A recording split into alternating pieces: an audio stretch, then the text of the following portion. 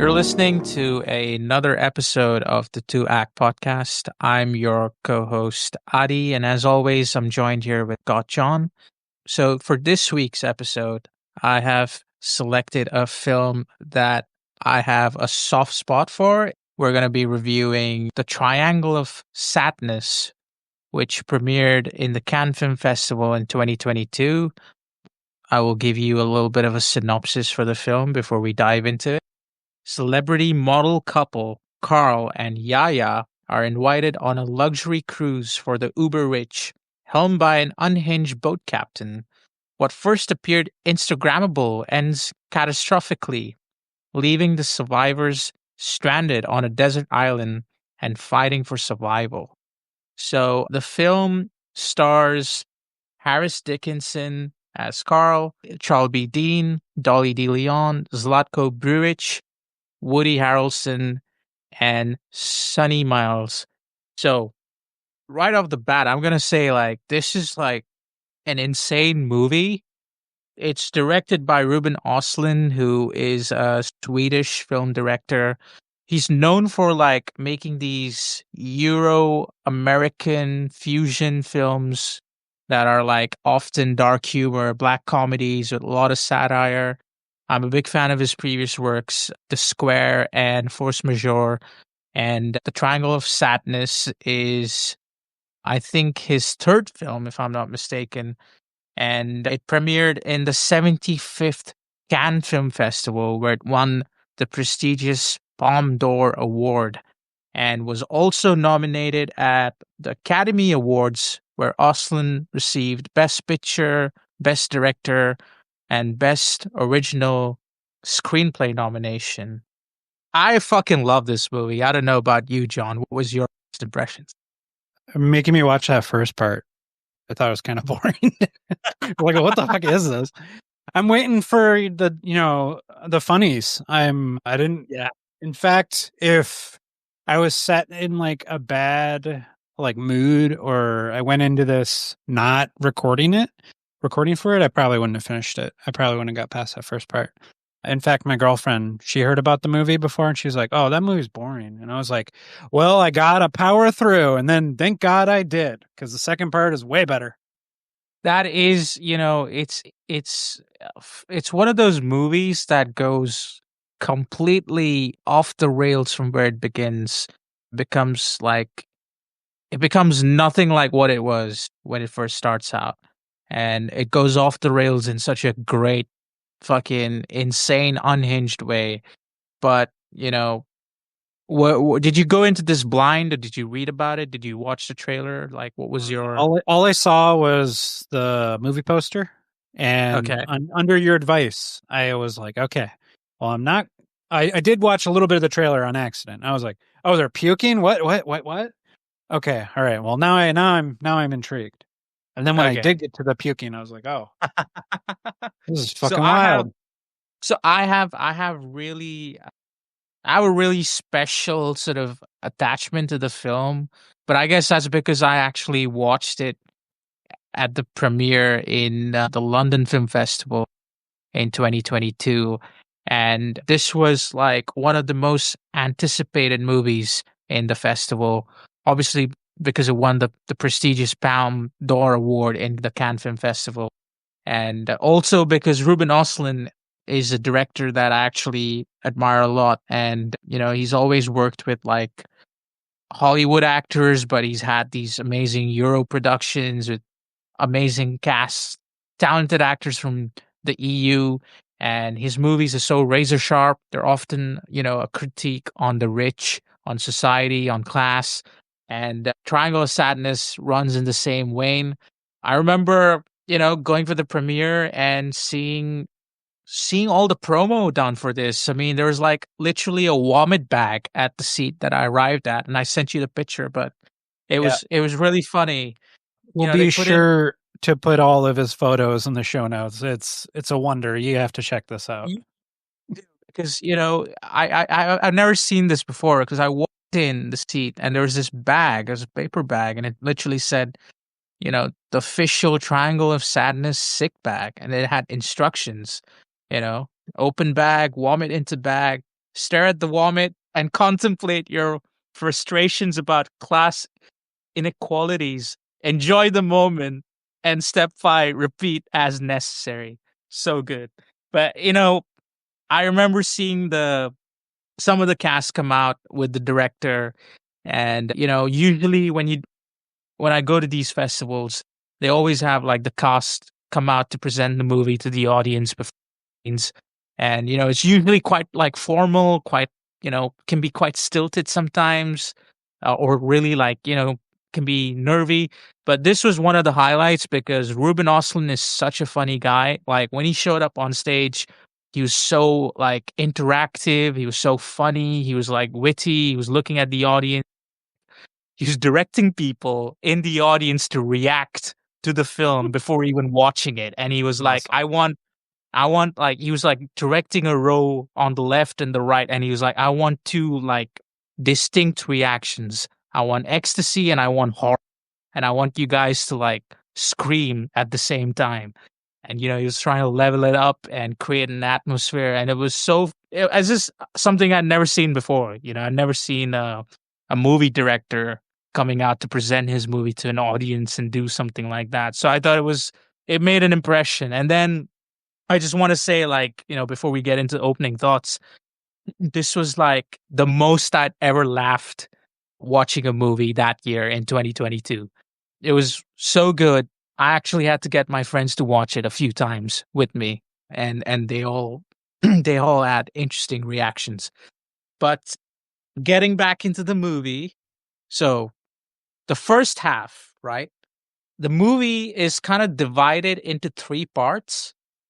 I don't know what you feel about that when it comes to structure, but the first part is really about Carl and Yaya, played by Harris Dickinson, who's this British male model, and his influencer supermodel girlfriend, Yaya, played by Charlby Dean, who tragically passed away just on the eve of the release of this film.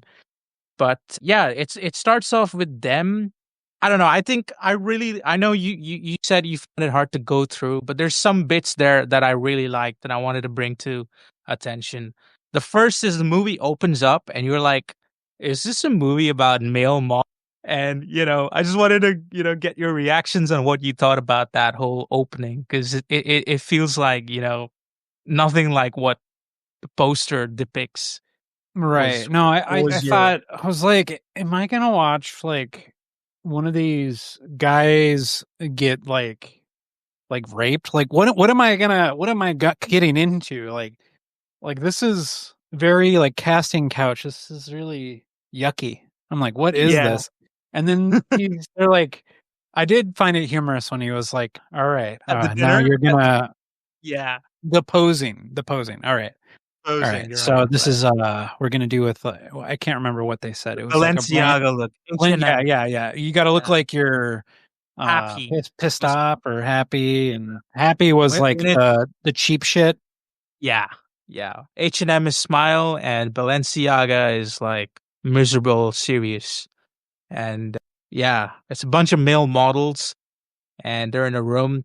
They're at a casting call, and Carl, played by Dickinson's in the opening scene, and he's like, I don't know, what were your impressions of him? Because he's kind of like he's kind of insecure man who's like pretty, but he's kind of a dummy.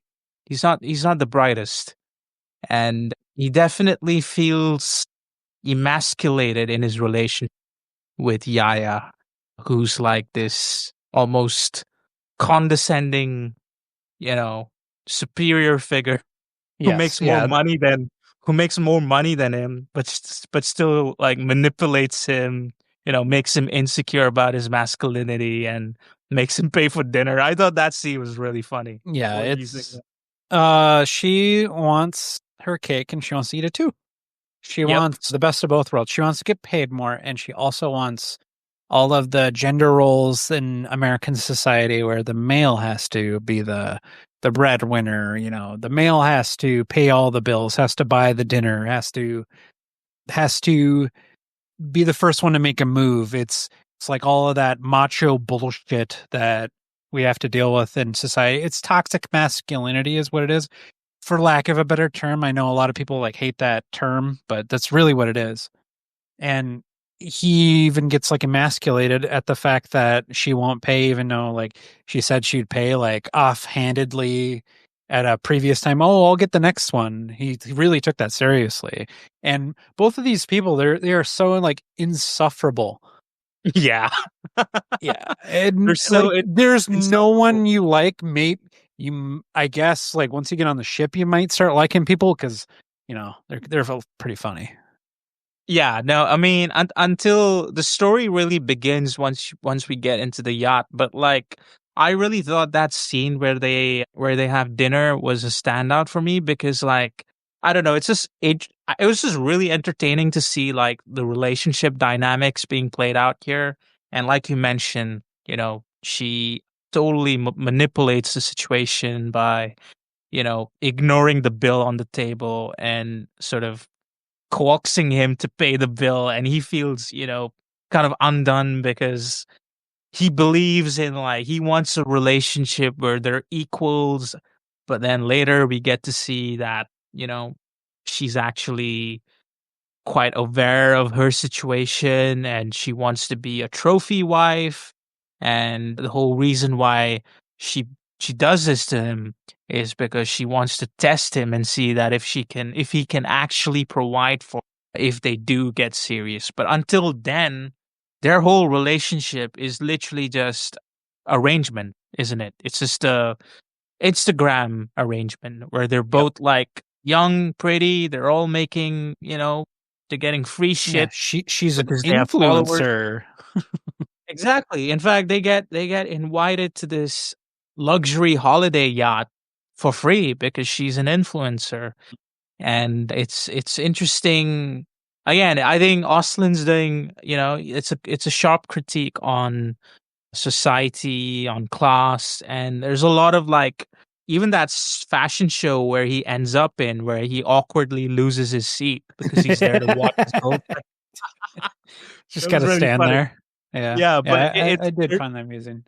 they play that slogan before the models come out, and it's like everyone's equal, and it's so fucking ironic because Right. that's never the Lots of case. seat.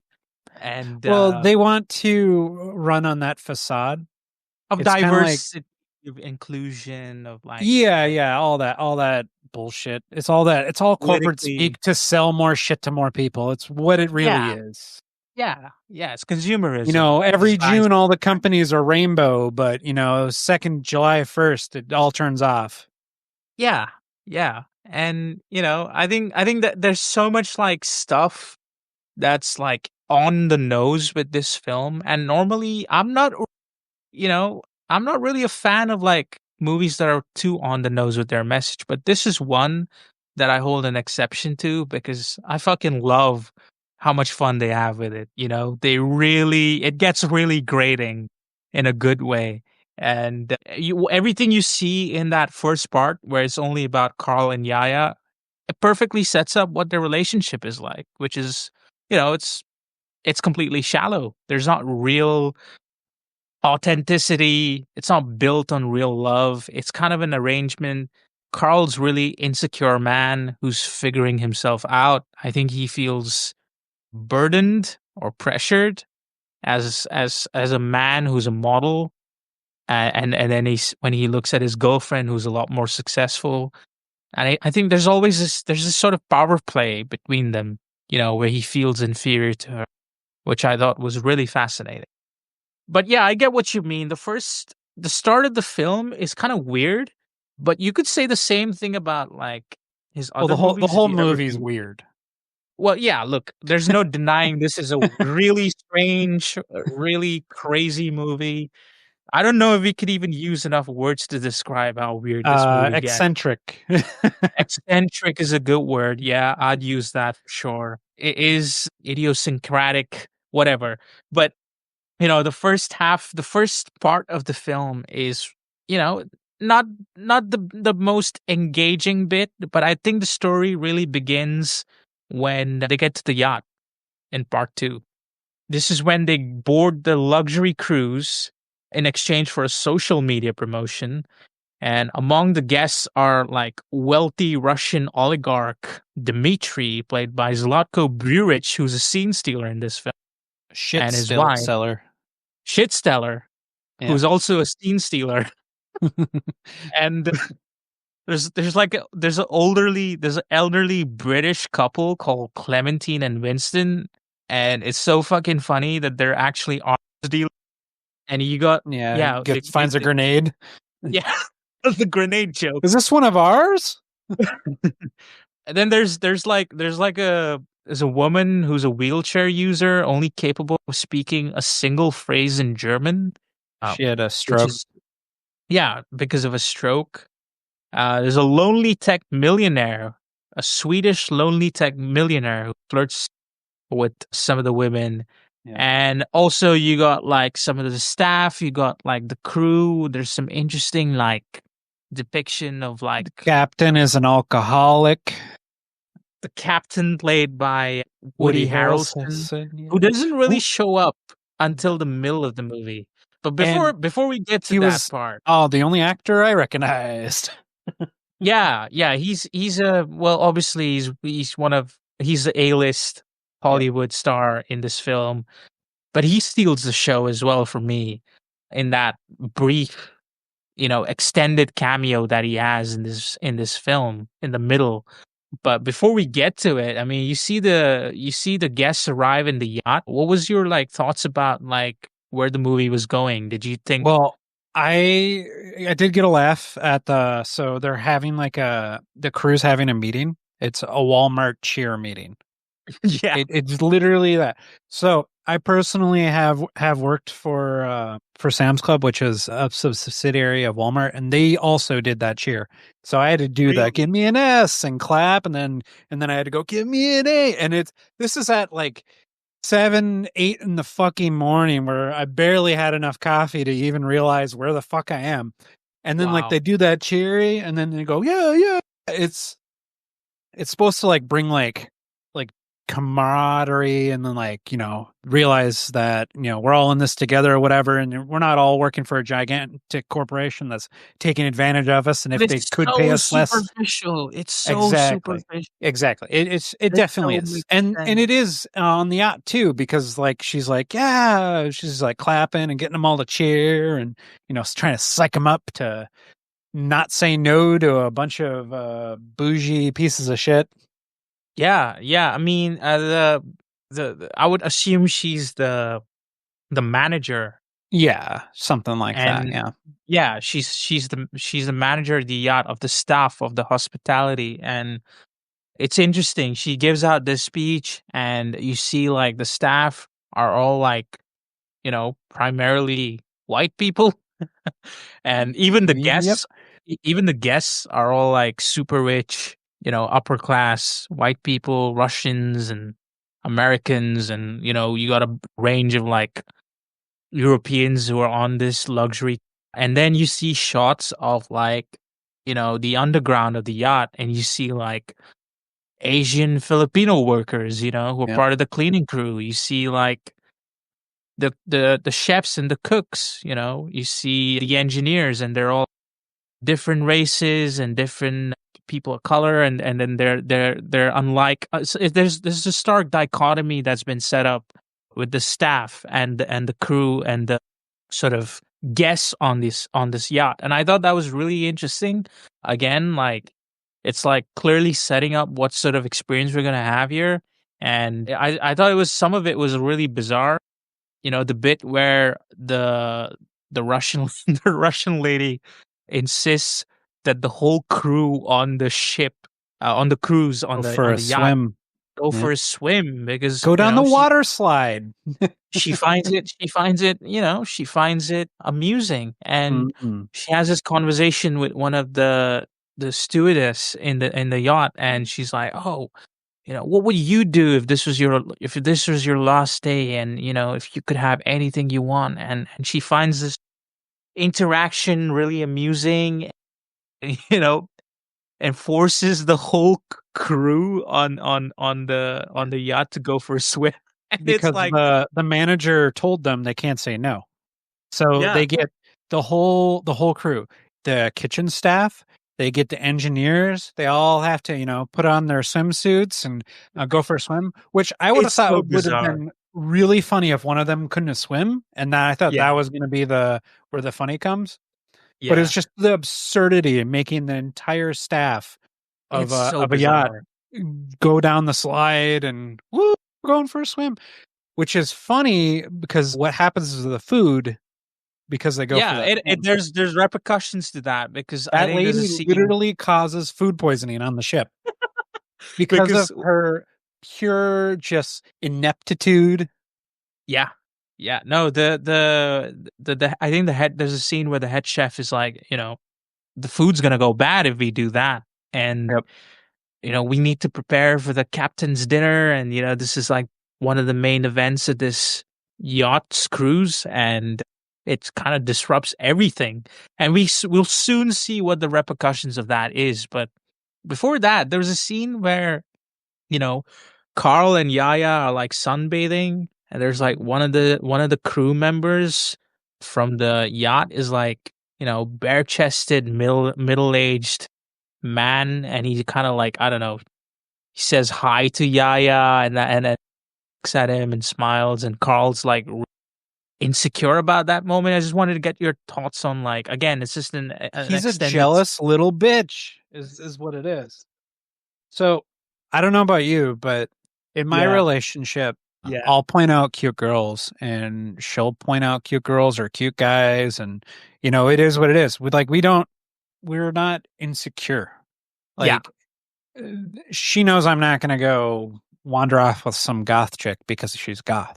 It's different when you're actually in love and not, it's the most like surface level, like relationship lack thereof. Yeah, yeah. But in Like, in this situation, it's completely different yeah, because it's she held together by an idea.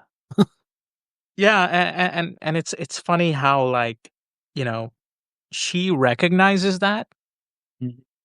but she just makes it like worse for him, doesn't she? Yeah, she's trolling. She's trolling, and Oh yeah, this guy is so insecure about this whole thing.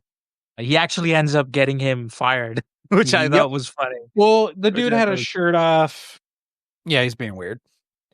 yeah, yeah. I He's just don't being feel bad. really He's being weird. a creeper. Who, Carl or the man who got Oh, the man, the. I don't think the crew? Carl's. I think Carl is actually in the right on that. He's being Okay, the guy was being a little weird. he was being a bit weird. Right, right, yeah. So I thought it was a very funny scene, and I don't know if you noticed, but there's this like fly that was constantly like. Yeah, no, the fucking flies. I would have gone mental. Yeah, yeah, and that was intentional because when I first watched it, I really wondered like what is this about? Like why is there like a buzzing fly in the scene? But again, it's one of those the rich stink sort of motifs, if you may call it, or symbolisms, and I don't know how you'd want to interpret this, but like it's interesting that this thing exists in this scene where I thought it was really like again it just unsettles you in a way, and it like irritates you in a way when you Yes, hear it's it. kind of like a crying baby when you're about to go on a long flight. Like Yeah, even in a situation or like let's say you're in first class, there's still babies in first class. true, true. Yeah. It's not always pleasant, even if Right. you It love. doesn't matter how much money you spend, you still have to exist. True, true, and it's interesting that we get that scene, and I think what follows is like in the evening, you see like when they're having like lunch, they meet the rich The Russian the billionaire who's a guy I shit thief. cannot understand what the fuck he's saying. He's got such a thick A thick Russian accent. Yeah. accent. Yeah. I almost So turned the he's subtitles on. oh yeah, I watched it with subtitles, but he's Dmitri, played by Zlatko Buric. I'm a big fan of this actor. I think he's really fucking underrated. You may not recognize him in a lot of stuff, but he's been in and out. doing like films in EU and Hollywood. But yeah, I just think he's a fucking amazing character actor, and he plays this rich Russian oligarch who's a he literally says he The sells shit seller. shits. Yeah, I'm not even gonna Yeah. attempt to do He's a the shit accent. seller. That's what he does. He's a shits. Yeah, he's a shit seller, Yeah. and he's there And he with his tells the family. whole boat later in the film that he's a shit seller. Yeah.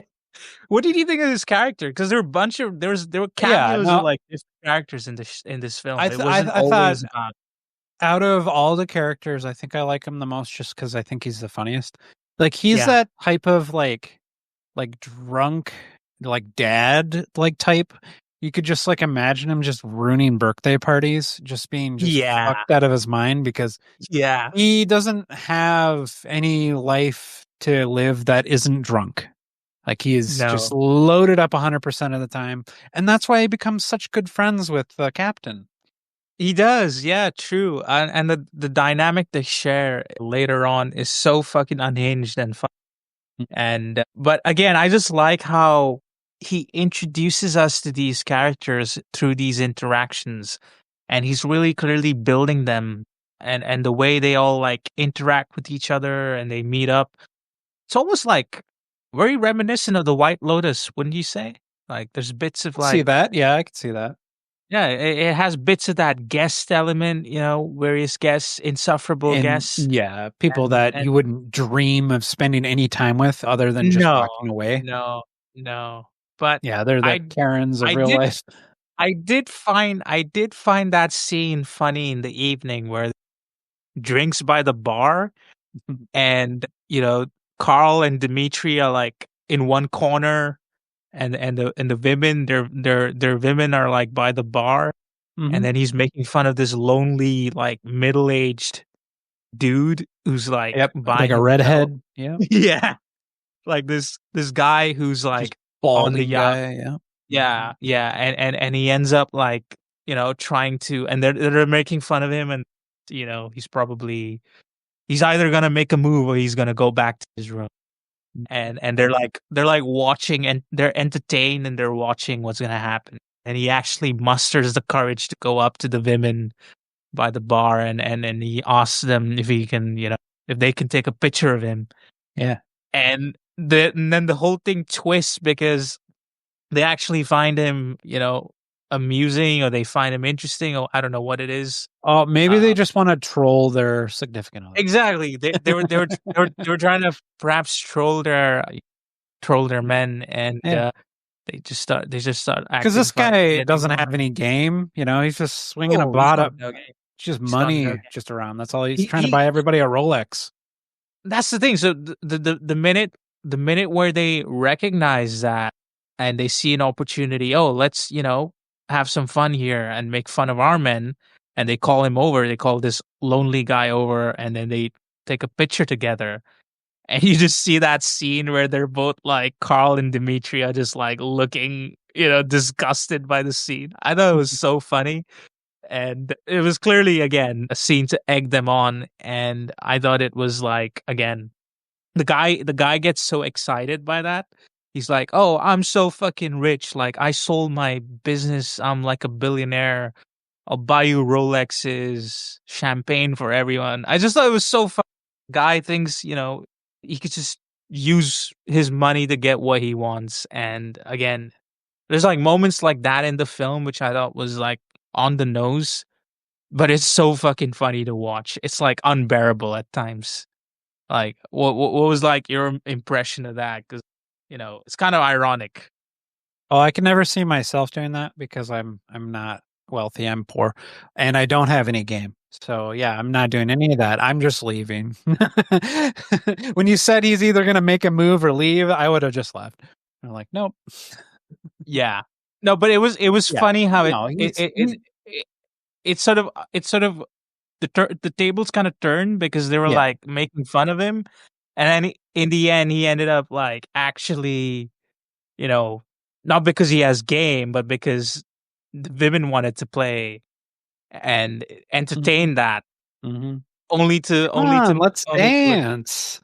only to make their men look, All right. fucking Pathetic. Yeah. pathetic. Yeah. I thought that was pretty funny, personally. Yeah. I did find it amusing. I don't think it doesn't make the movie worse or anything.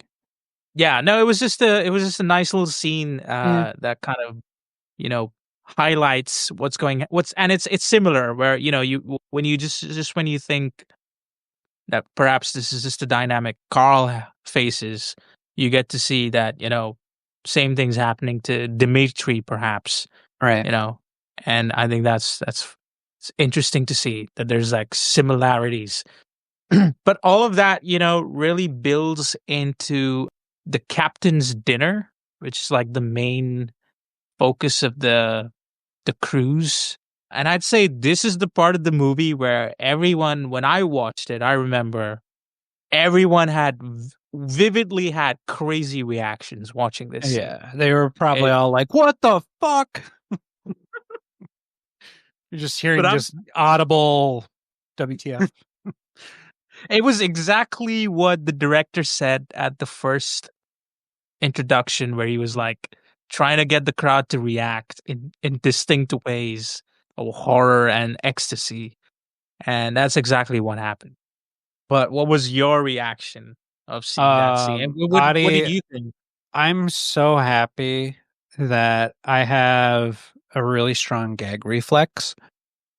I grew up in the internet age, so I've seen everything and anything, whether or not it was gross or gory or whatnot, or if it was real or it was fake. I have a pretty strong gag reflex. Like we said, the water slide lady got everybody sick. Food was Yep. undercooked. It was not seasickness, which the seasickness thing made it even funnier because the It staff was did. like, "Hey, eat some more, eat some more. That'll help your seasickness." Like they're Yeah. thinking This that is was it. making it worse, isn't it? No, the last thing you want is more food when you're food poisoned because you're going to be Yep. shitting and puking all day. Adi, have you And ever been food poisoned? I mean, I think, on the top of my head, there's been a few Yeah. instances, and it's So the worst. I was food poisoned so bad one time that I was sneezing as hard as I could. And I was not only, Oh, coming out leaking out of two ends, I was leaking out of three ends. And the only oh thing I could do was no. just flop into the shower and just spray myself with water because it Oh was the no. only relief I'd get. No, no, no, Yeah, no. no, this is my worst nightmare. This is the reason why you want fish cooked to a proper temp. Uh, Yeah. Don't go I crazy on those clams and oysters. see, I was eating while I was watching this. Yeah. What were you Which eating? Oh, that's a good question. Oh, it was Seafood? fajitas. Hopefully not Fajitas. seafood. No, it was steak and chicken fajitas. Okay. No, Nice. I normally don't eat seafood at home unless it's shrimp. So Fair, I like fair. going out for Probably the sushi and all best. that. But I don't worry about getting sick. Yeah, it's really hearing it is worse than seeing it. Okay. Yeah, because it gets you a little nauseous and you get like sick.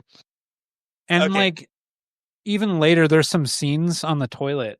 I was like, that guy must have had Taco Bell because that's the only thing that would do that to you. So just to give some context to our listeners, basically, this is an evening scene at dinner where all the guests are invited.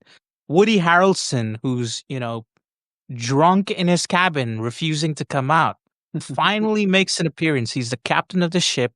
It's a formal event where the captain hosts the captain's dinner. You see him and the co-captain, and they're welcoming all the guests who are pouring in. But clearly, there's like miscommunication over when to do this, because I think the manager's like, "Oh, to do the dinner, any day but Thursday." And he overhears, he mishears, and he's like, "Okay, fine, let's just do Thursday." She's like, "No, Thursday is really bad because it's like low pressure zone and like rough seas." And he's like, "They're going to be eating dinner on Thursday. Let's just do Thursday." and, and it just makes the whole thing worse because everything's moving around, the rough waters, Yeah. and And everyone's and puking and this is and literally it's earlier going from when everywhere. this is literally earlier from when the whole crew and staff had to go into the sea for a dip Yeah, because for a one of swim. the guests found it amusing, and that has repercussions with the food, which is undercooked or underprepared, or Yeah. perhaps something's wrong over here. But anyways, what ensues is like one of the most like, yeah, I must say this is like one of the grossest things I've seen depicted in a And movie in a it's while. not just puking, it's projectile puking. Like it's like that scene from The Exorcist. It's like that, like times 100. I just wonder what it was. I would have fucking loved to have been on set that day Oh, if I in was the on set, I yacht. probably would have puked because that's what I happened. know. I Yeah. just I would have loved to fucking see how they pulled it off because it's All right. so fucking gross and it's Yeah. so No, it's. realistic. I'm sure I there are mean, some real puke in that. In that. oh, I don't even the effects team were doing or what props they had because clearly this is like the grossest shit I've ever seen. You see all the guests, you know, fucking chundering everywhere, and Hundred. it's yeah, and it's unhinged. It's literally unhinged. You're seeing like The all the trailer guests. shot is what this is. Yeah, and you know, it results in like a dinner going wrong fairly quickly, and I think like everyone gets sick pretty Yeah. much, except for Yeah. like a few. The No, the captain's still doing. captain, he's an alcoholic. He doesn't eat. So he's a water diet, a liquid diet, as I think he was served alcoholics I like know. hamburgers and chips while Yeah, everyone never else was saw eating him like touch it. gourmet. Yeah, while everyone else was served like gourmet seafood. And he looks at his plate and he's got like an American hamburger, some chips.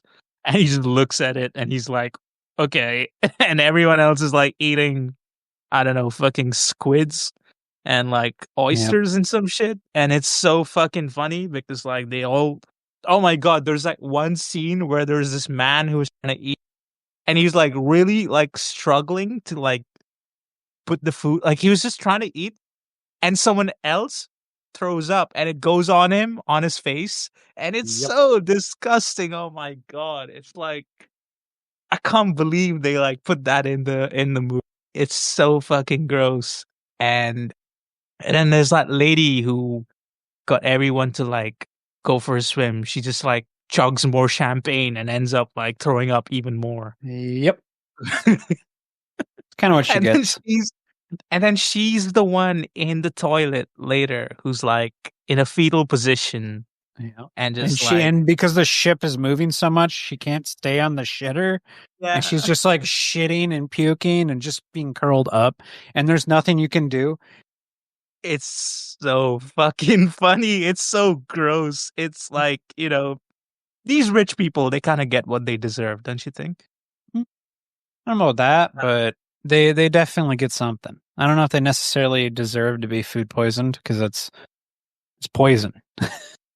Yeah, but it's out of amusement, right? Because they thought it was amusing to get people who are doing their jobs to like, Well, maybe that particular lady gets what she deserves. she does, yeah. Yeah. Yeah, you're right. Anybody You're else right.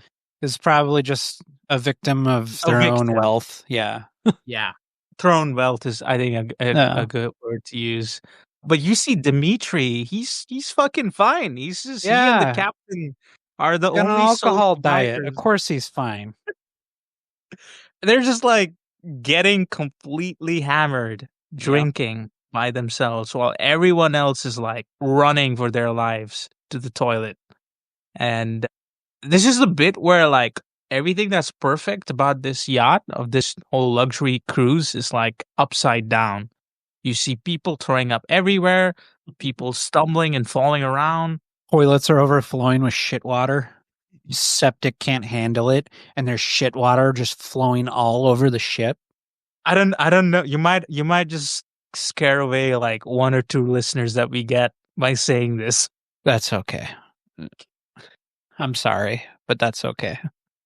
No, but you know, honestly, it's you gotta see this scene to believe it. You know, no amount of like us describing this scene can do justice to how fucking insane it is to shoot this thing.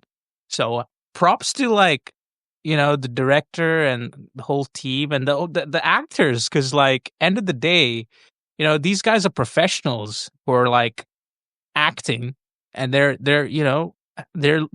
doing a pretty fucking fine job looking miserable, Yeah, having the worst time of definitely. their lives on a luxury cruise. And it's so fucking good.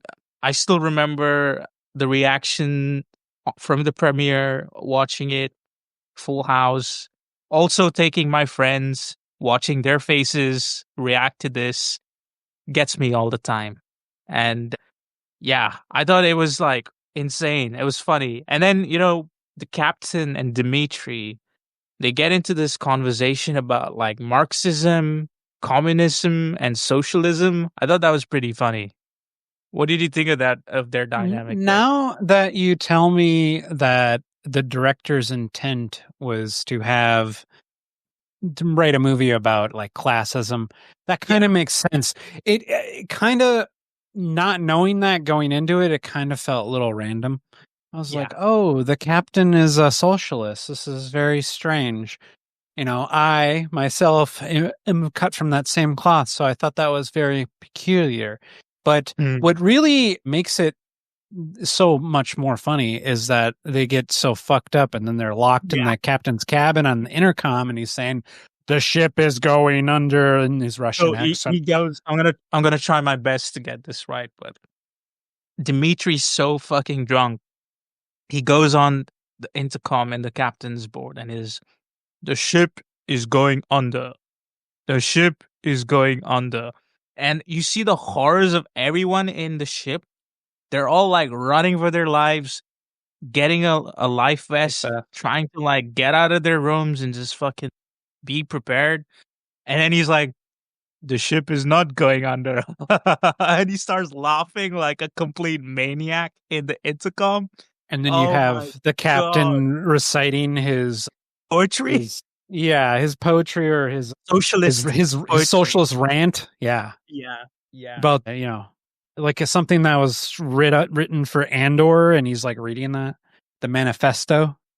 It's so fucking good. Like I had literally like I was close to like fucking passing out. It was so Yeah. funny. That Yeah, whole scene there's a was couple of like really like funny moments in this film, and comedy's subjective and all that, and that's definitely one that even got me a good belly laugh, and I'm definitely enjoying the movie at that point.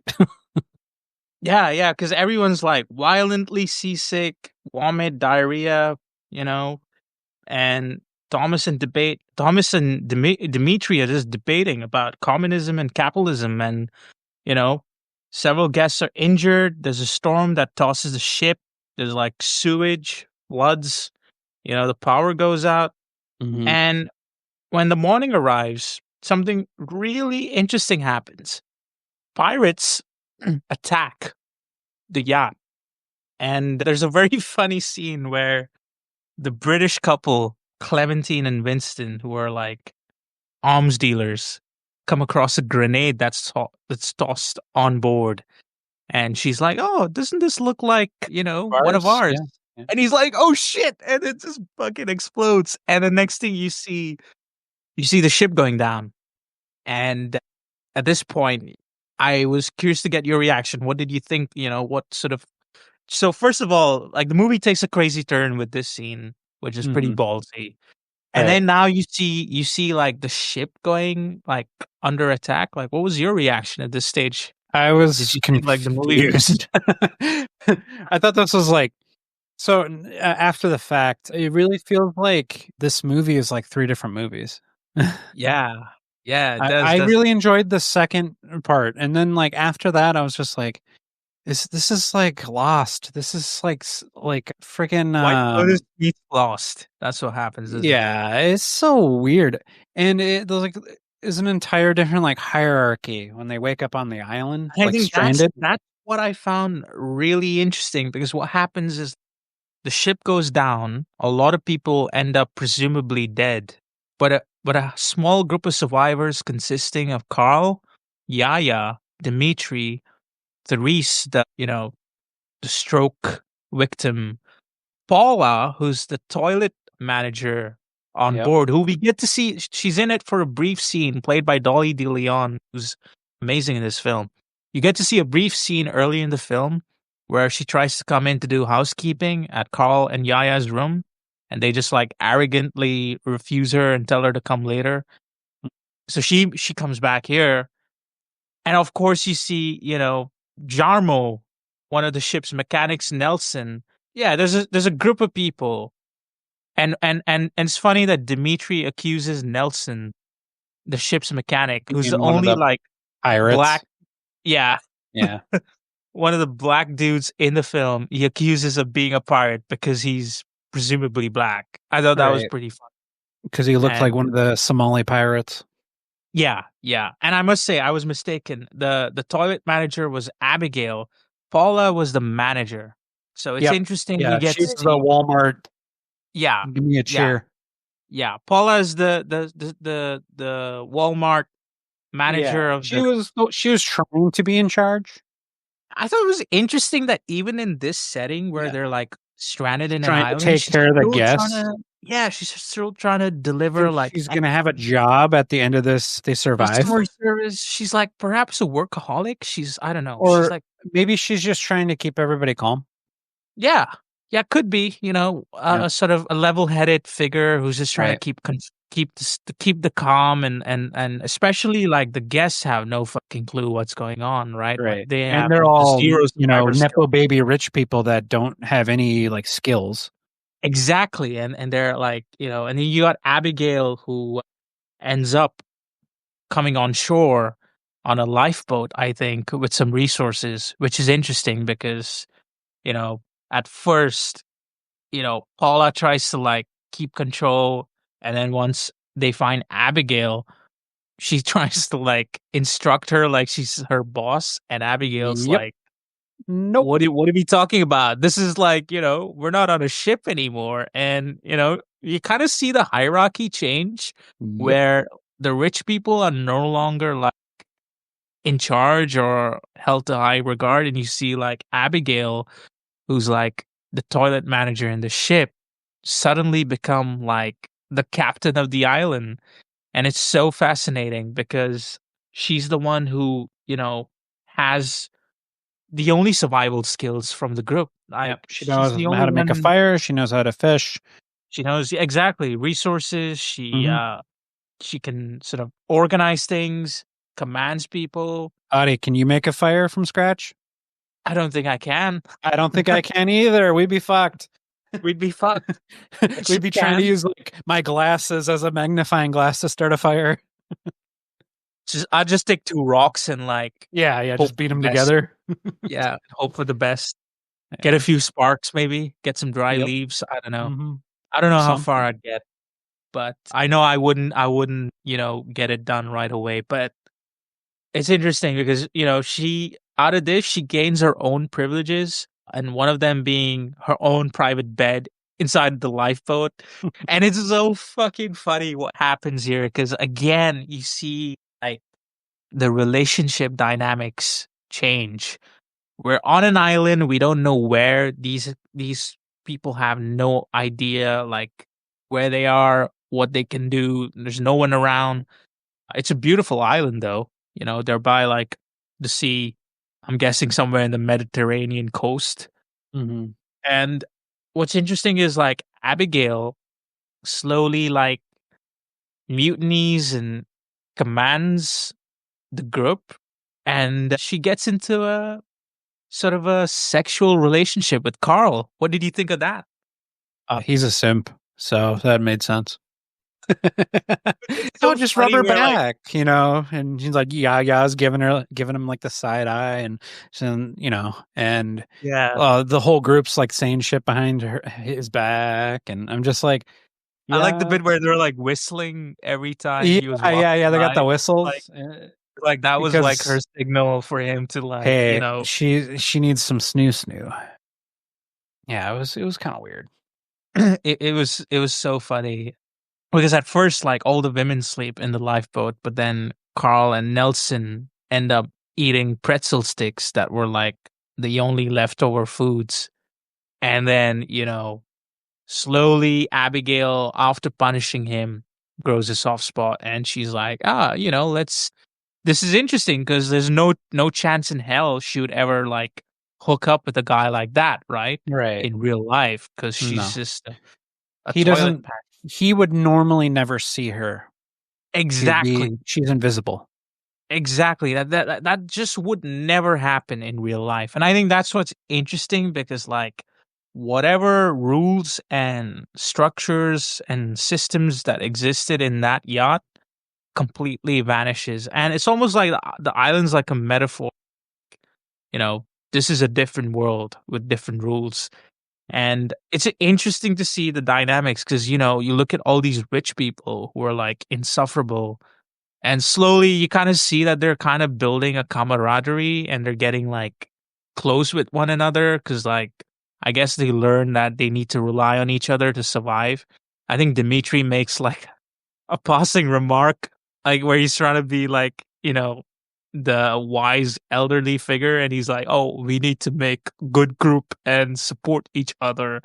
And I think they like find him. They kind of like look down upon him and see him as like probably a worthless guy. And it's funny because like when they're in the lifeboat sleeping, the men show up and they like take their Rolexes and they're like, "Oh, we'll give you this watch. Like, let us in."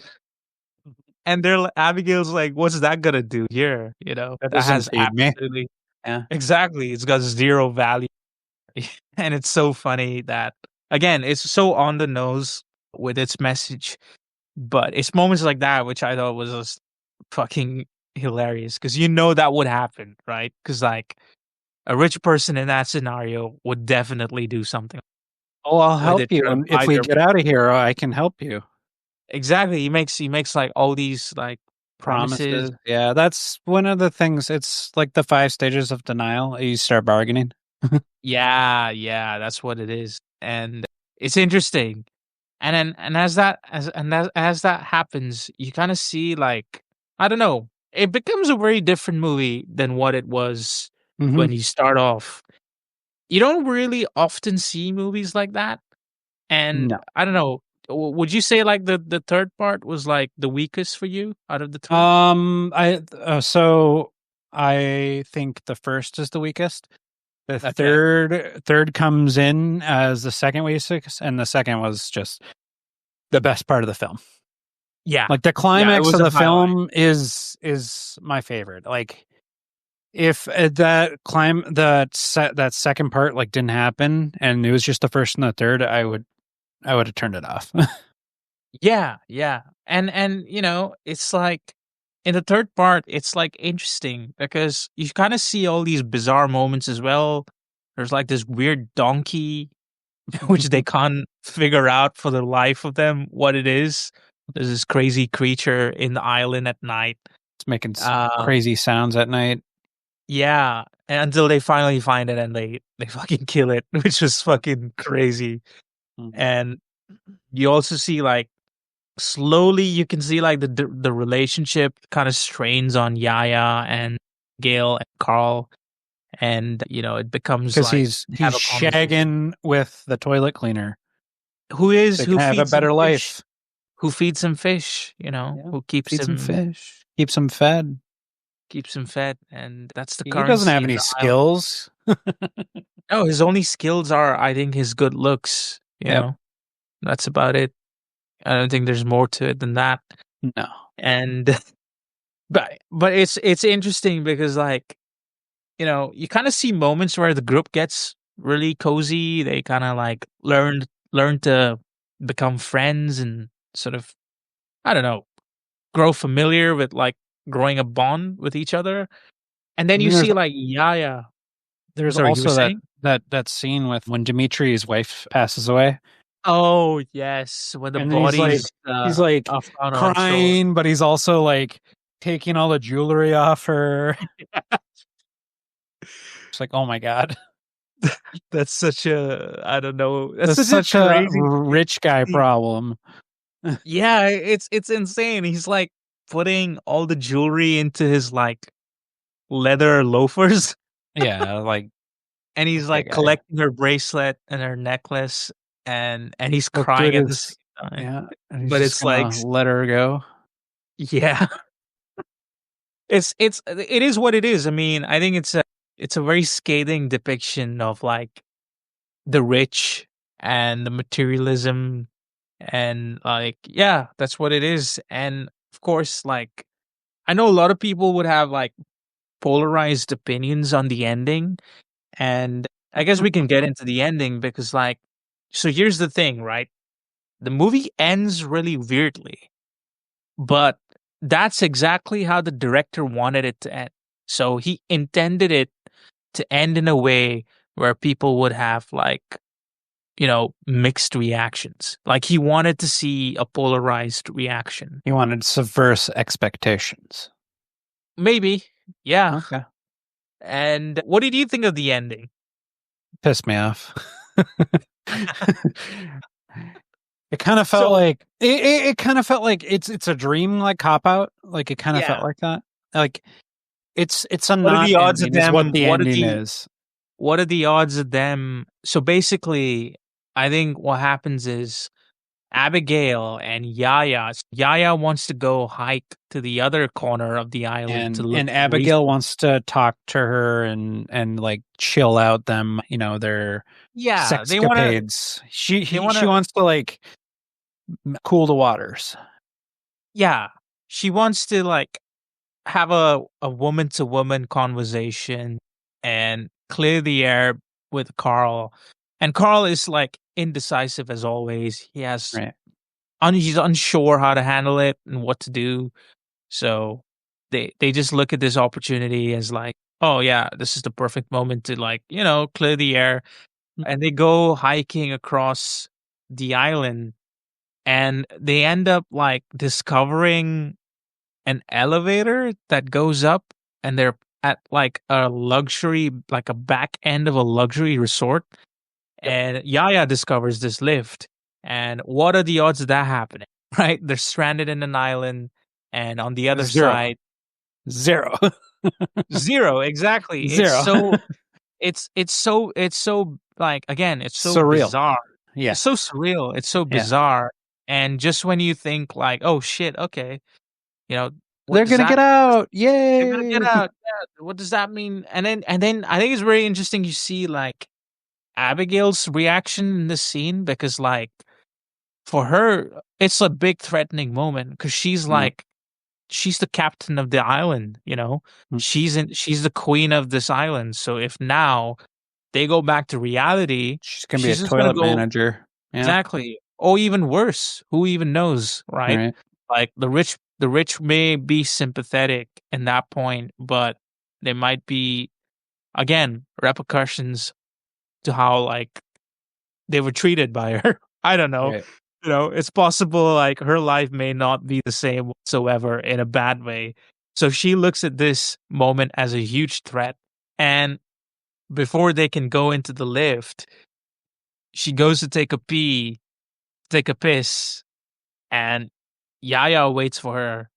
And On the beach. Yaya's like, yeah, and the beach. And Yaya's like, oh, Abigail, without looking at her, like, I can help you. Like, maybe you can be my assistant. And Abigail's got like this huge rock in her hand. And she's like, you know, you can almost see there's kind of like regret, but at the same time, like intent. She plans to kill Yaya. And that's when the movie kind of like goes to an ending, and you see Carl like running in the woods, presumably looking for them. And that's where the movie ends, basically. So it kind of ends in a cliffhanger, maybe. But I don't know. I thought it was like, was it believable that these guys happened to be stranded in an island where there was a luxury resort on the other side? Maybe.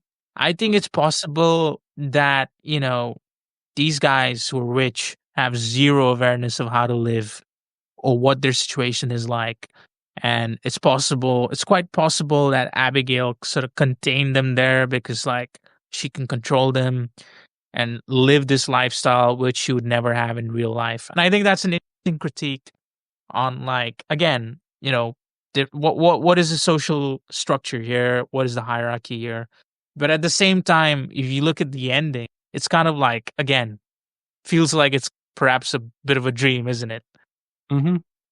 But No, yeah, it definitely is. Yeah, it upset me. I knew the ending. I knew the ending would perhaps be an issue for you. Yeah. Uh, but I'm not surprised you feel that way.